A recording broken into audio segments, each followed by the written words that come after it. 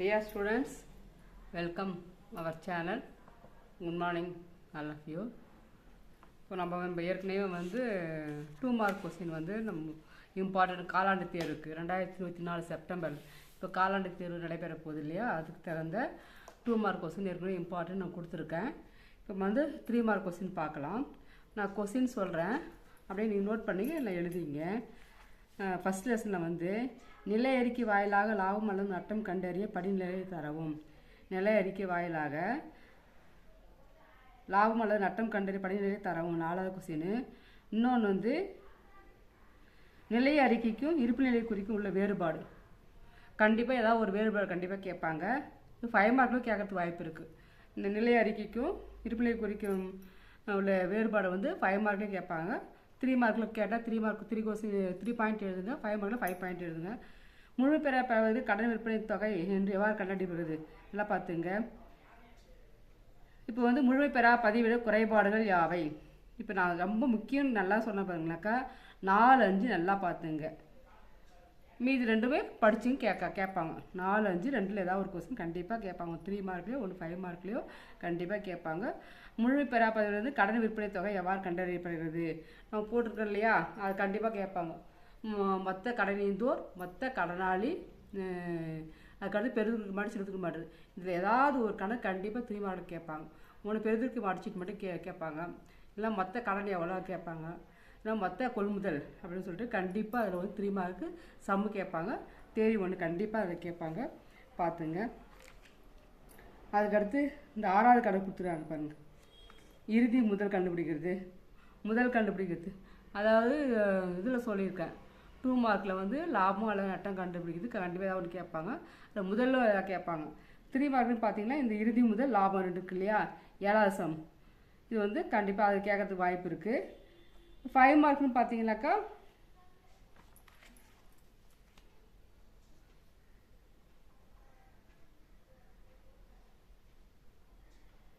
பதினஞ்சாவது கணக்கு பார்த்துங்க, 15, 16 பார்த்துங்க. இல்லைனா 13ல் வந்து பெருக்கு மாடிச்சிட்டு கடனை விற்பனை மொத்த விற்பனை ஒன்று கேட்டாக்கா கடன் விற்பனை கடன் கொள்முதல் 2 பேர் கேட்பாங்க. இதை 2 மட்டும் கேட்பாங்க. இது பார்த்துக்க ரொம்ப ரொம்ப ஈஸி தான். அந்த ஃபார்மெட் நான் இருக்குது நடத்தியிருக்கிறதெல்லாம் ஃபார்மெட் பார்த்து ஈஸியாக போகும். இது செகண்ட் லெசன் எடுத்துங்க. இந்த செகண்ட் லெசனில் பேஜ் நம்பர் 42 இருக்கு இல்லையா, இந்த ஃபார்மெட் ஃபுல்லாக தெளிவாக நான் வச்சிட்டிங்கன்னா கண்டிப்பாக வந்து வருவாயின செலவுகள் 4 பாயிண்ட் கேட்பாங்க. இல்லை 3 மார்க் கேட்டால் 6, 7 சொல்லுவாங்க. அல்லது முதலீன வரவுகள், வருவாயின வரவு முதலீன வரவு 2ல் ஏதாவது ஒரு கொஸ்டின் கண்டிப்பாக கேட்பாங்க. இது நீங்கள் சம்பளம் போடுறதே தான், அது ஞாபகம் வச்சுட்டு கரெக்டாக நீங்கள் எழுதலாம்.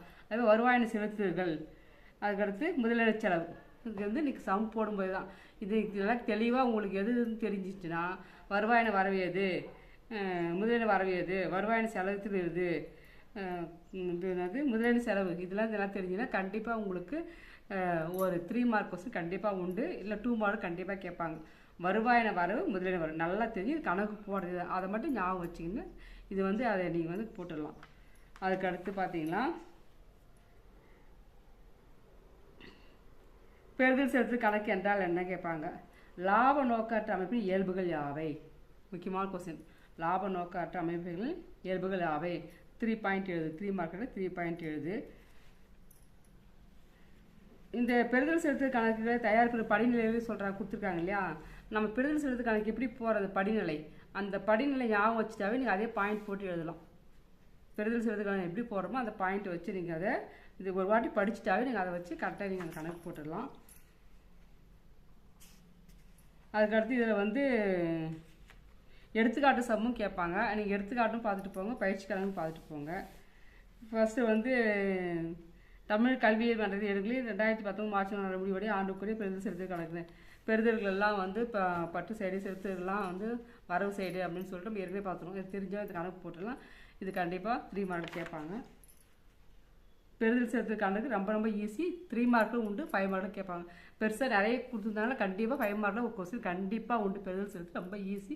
லட்டு மாதிரி 5 மார்க் எடுக்கலாம்.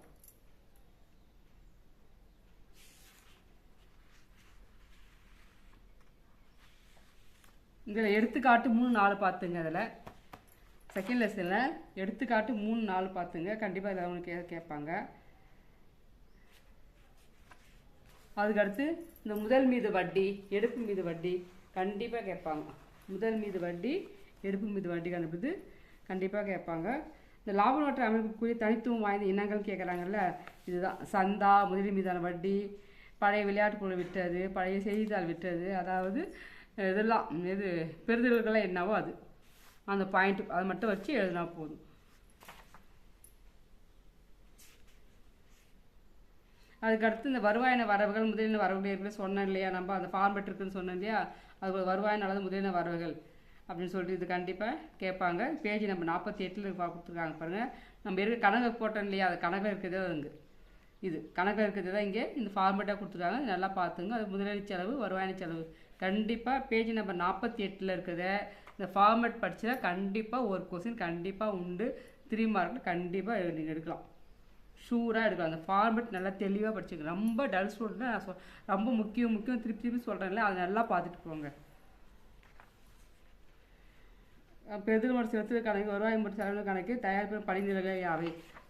ஏதாவது ஒரு படிநிலை கேட்பாங்க.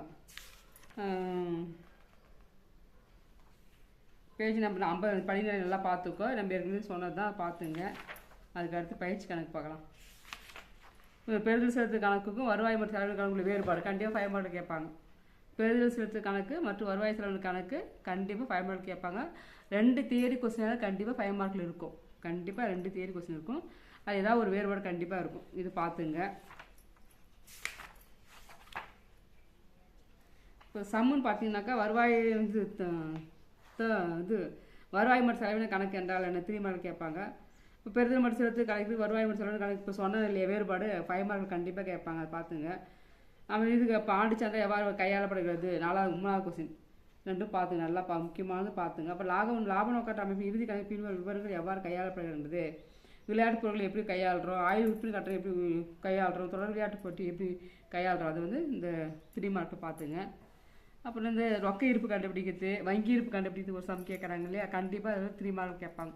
ஒன்று ரொக்க இருப்பு, நான் வங்கி இருப்பு கண்டுபிடிக்கிறது, ரெண்டில் ஏதாவது ஒன்று கண்டிப்பாக கேட்பாங்க. கணக்கு போட்டுக்கணும்.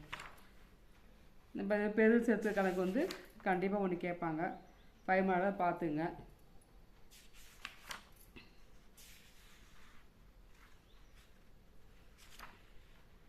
இதுலேயே வந்து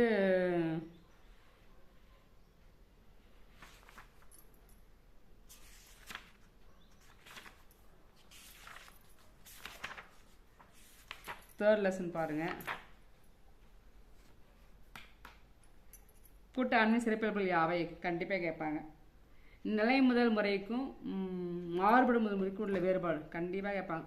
நிலை முதல் முறைக்கும் மாறுபடும் முதல் முறைக்கும், நிலை முதல் இருக்குது மாறுபடும் ரெண்டுத்துக்குள்ள வேறுபாடு வந்து கண்டிப்பாக கேட்பாங்க. ஒன்று 3 மார்க் இல்லை 5 மார்க் கண்டிப்பாக கேட்பாங்க. நல்லா பார்த்துங்க. இப்போ கூட்டாண்மை ஒப்பந்தம் உள்ளடக்கங்கள் யாவை? கூட்டாண்மை ஒப்பந்தம் இருக்கப்போ அதை பற்றி உள்ளடக்கங்கள் என்னென்னு சொல்லிட்டு அதை எழுதணும். அது 4வது கொஸ்டின் அப்படியே பார்த்துங்க. இதில் வந்து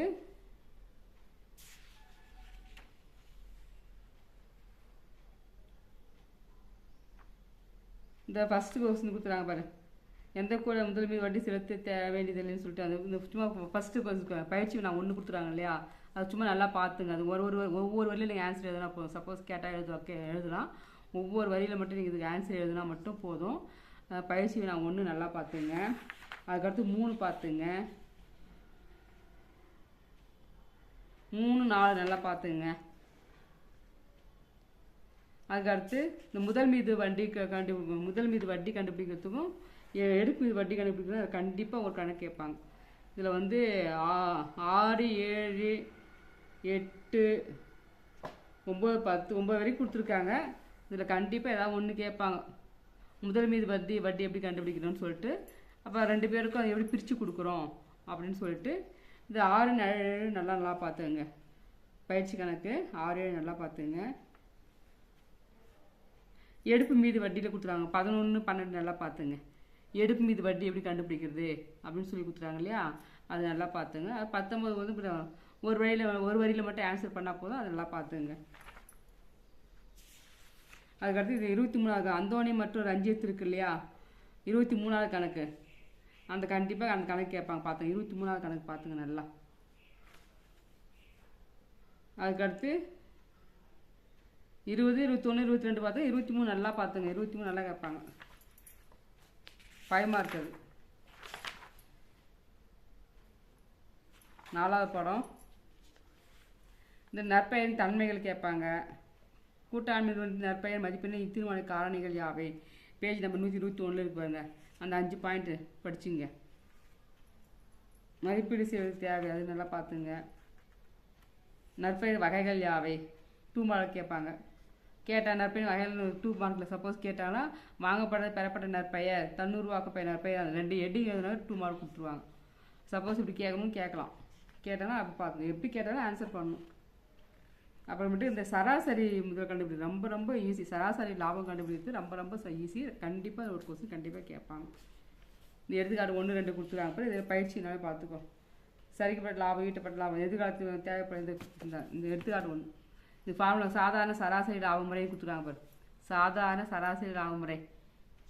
சராசரி மொத்த லாபம் போய் ஆண்டுகளின் எண்ணிக்கை எத்தனை வருஷம் கொடுக்குறாங்களோ அத்தனை வருஷத்துக்கு கூட்டிட்டு எத்தனை வருஷம் இருக்குதோ அத்தனை வருஷால் வகுத்தினா சரி. வகுத்திட்டினாக்கா உங்களுக்கு சராசரி லாபம் கண்டுபிடிக்கும். ரொம்ப ரொம்ப ஈஸி. 2 மார்க் அது.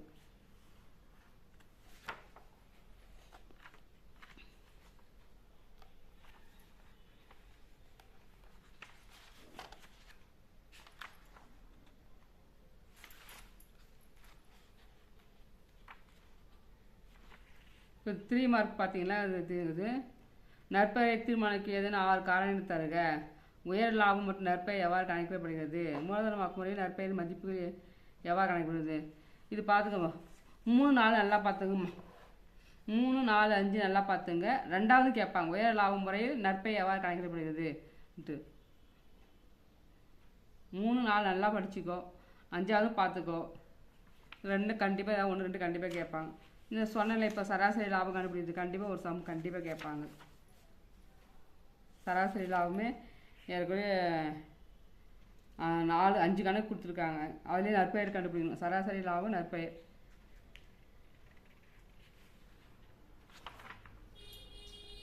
பார்த்துங்க. கூட்டாளி சேர்ப்பில் கண்டிப்பாக ஒரு 5 மார்க் கண்டிப்பாக கேட்பாங்க. 3 மார்க் சொல்கிறேன் பாரு. கூட்டாளி சேர்ப்பில் மேற்கொள்ள வேண்டிய சரிக்கட்டளை யாவை? ஏன்னா சொத்துக்கள் மற்றும் பொறுப்புகள் மறுமதிப்பீடு செய்வதுதான் குறிப்பிடப்படுது. 2வது கொஸ்டின் ரொம்ப ரொம்ப முக்கியமான கொஸ்டின்.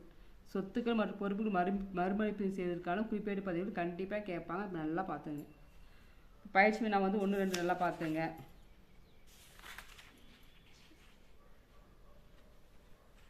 இதில் 7 இருக்குது.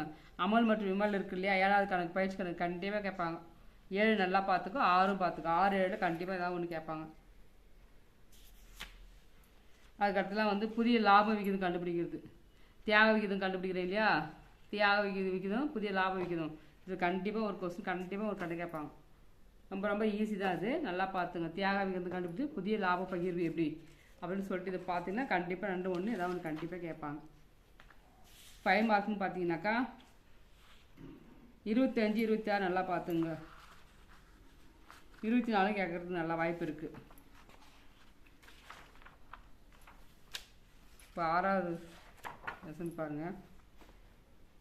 தியாக விகிதத்துக்கு ஆதாய விகிதத்துக்குள்ள வேறுபாடுகள் யாவை? இந்த வேறுபாடில் கண்டிப்பாக ஏதாவது ஒரு கொஸ்டின் கேட்பாங்க. 3 மார்க்லையும் கேட்பாங்க, 5 மார்க்லையும் கேட்பாங்க. தியாக விகிதத்துக்கும் ஆதாய விகிதத்துக்குள்ள வேறுபாடு கண்டிப்பாக பாருங்கள். ஏற்கனவே ஒரு வேறுபாடு சொல்லியிருக்கேன். இது வரைக்கும் 2 பாதை நல்லா கண்டிப்பாக ஒன்று கேட்பாங்க. கூட்டாளி விலக்கையின் போது செய்யப்பட வேண்டிய சரிக்கட்டுகளை பட்டியலிடணும். அதுவும் பார்த்துக்கோ. இப்போ 3 அந்த ஃபஸ்ட் கொஸ்டின் ஃபஸ்ட்டு 1, 2 பார்த்துங்க. அதுக்கடுத்து சொத்து பொறுப்பு மறுமதிப்பீடு செய்திருக்கு இல்லையா? 4வது கணக்கு நல்லா பார்த்துங்க. 4, 5 நல்லா பார்த்துங்க. கண்டிப்பாக கேட்பாங்க. இதெல்லாம் இந்த நற்பெயருக்கு சர்க்கெட்டு நற்பெயர் வருது அதை சரி கட்டுறாங்கல்ல அது குறிப்பேடு பதிவு கேட்பாங்க. மாறுபடும் முதல் போட்டு தேவையான குறிப்பேடு பதிவு தரன்னு கொடுத்துருக்காங்க இல்லையா? 12, 13 நல்லா பார்த்துங்க.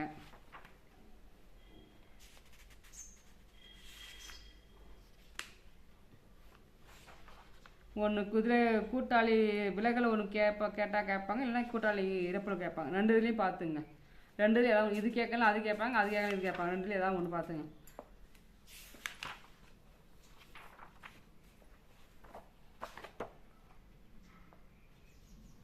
இதெல்லாம் இப்போ சொன்னது மட்டும் நல்லா படிச்சிங்க திருப்பி ரொம்ப முக்கியம் சொன்னது மட்டும் நல்லா பார்த்து வருகின்ற காலாண்டு தேர்வு வந்து அனைத்து மாணவர்களும் நல்ல தேர்வு எழுதி நல்ல அதிக மதிப்பெண் எடுக்குமாறு நான் இறைவனை பிரார்த்திக் கொள்கிறேன். லைக் பண்ணுங்கள். இது எப்படி இருக்குதுன்னு சொல்லிட்டு எனக்கு சப்போர்ட் பண்ணுங்கள். இன்னும் நிறைய பேர் ரீச் ஆகிறது